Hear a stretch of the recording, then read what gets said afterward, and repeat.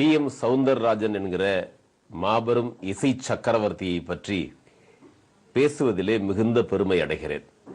வைகை நதிக்கரையிலிருந்து ஒரு இசை கடல் உருவாகி உலகெங்கும் இருக்கிற தமிழர்களின் செவிகளில் இன்னமும் அந்த பாய்ந்து கொண்டிருப்பதுதான் அந்த இசையின் மாபெரும் வரலாறு.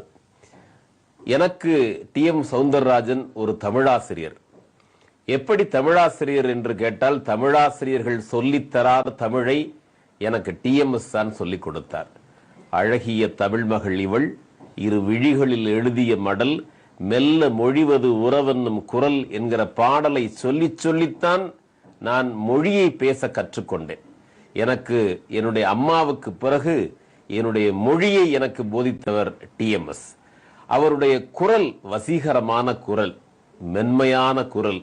பூவை தொடுகிற போது அந்த மலரினும் மெல்லியதாக அந்த இதழ்கள் எப்படி இருக்குமோ அப்படி அவருடைய குரல் இருக்கும். அவர் சிவாஜி கணேசன் அவர்களுக்கும் எம்ஜிஆர் அவர்களுக்கும் பாடுவதை விட பக்தி பாடல்களில்தான் அவருடைய ஒரு ஒரிஜினலான குரல் தெரியும் என்று அவரை நாம் பார்த்திருக்கிறேன். கிட்டத்தட்ட நான் ரசித்த காலத்திலிருந்து, திரைப்படம் பார்த்த காலத்திலிருந்து எந்த நடிப்பு, எந்த குரல் என்னை ஈர்த்தது என்று கேட்டால், அந்த குரலுக்கு சொந்தக்காரர் மதுரை மண்ணிலே அவதரித்து எல்லா மனங்களிலும் குதிரை சவாரி செய்து கொண்டிருக்கிற எங்கள் ஐயா டி.எம்.எஸ். அவர்கள்தான்.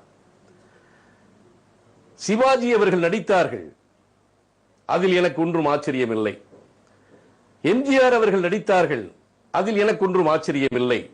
ஆனால் அவர்களை எது நடிக்க வைத்தது என்று கேட்டால், எங்கள் டி.எம்.எஸ். அவர்களுடைய குரல் தான்.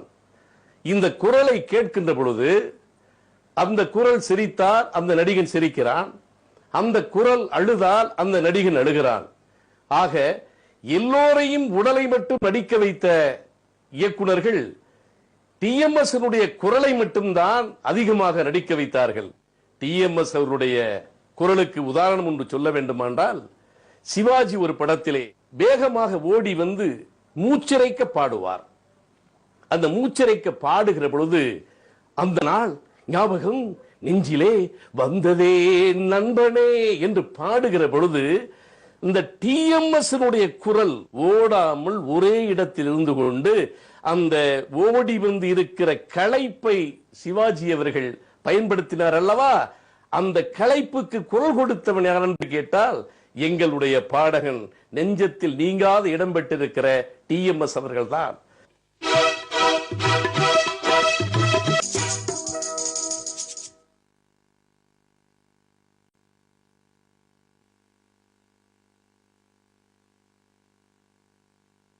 டி.எம்.எஸ். ஐயா அவர்களை பெயரை கேட்கும் போதே எல்லாருக்குமே ஒரு மயக்கம் வரும். ஏன்னா அவருடைய குரல். அது மட்டும் அல்ல, அவருடைய பாடல்ல எனக்கு ரொம்பவும் பிடிச்சது உன்னை அறிந்தால் நீ உன்னை அறிந்தால் இந்த பாடல் தான். ஏன்னா எங்கே அந்த பாட்டை கேட்டாலுமே நமக்குள்ள ஒரு நம்பிக்கை வரும். நம்ம தான் இங்க நாயகனா இருக்கோம் அப்படிங்கிற ஒரு தன்னம்பிக்கை நமக்குள்ளே வரும். அது மட்டும் அல்ல, அவருடைய பக்தி பாடல்கள்ல மருதமலை மாமணியே முருகையா அப்படிங்கிற பாடல் கேட்கும் போது தன்னால நம்முடைய கைகள் ரெண்டுமே இறைவனை தொழ ஆரம்பிக்கும். இது பக்தி பாடலுக்கு உதாரணமா சொல்லலாம்.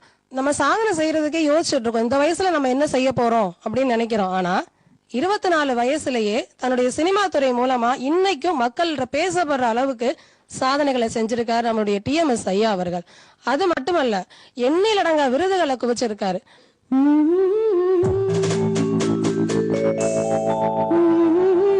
டி.எம்.எஸ். சார் அவர்கள் மிகவும் பெரிய ஒரு மாமனிதர், சிறந்த பாடகர், சிறந்த பண்பாளர், மிகவும் எளிமையானவர். 1008 கவலைகள் இருந்தாலும் அவரது குரல் மனதில் பட்டாலே போதும், கவலைகள்லாம் பறந்து ஓடி போயிடும். அவர் இன்னும் இறக்கவில்லை. அவரது உடலுக்கு ஓய்வு கொடுத்தாலும் அவரது ஆன்மா பணிகள் மேலும் சிறந்து விளங்கி கொண்டு இருக்கிறது. அவரது பாடல்கள் இன்னும் ஒலித்து கொண்டேதான் இருக்கிறது. அவர் எங்கும் உயிருடன் இன்று வாழ்ந்து கொண்டிருக்கிறார் என்பதை மிகவும் பணிவுடன் பெருமையுடன் தெரிவித்துக் கொள்கிறேன்.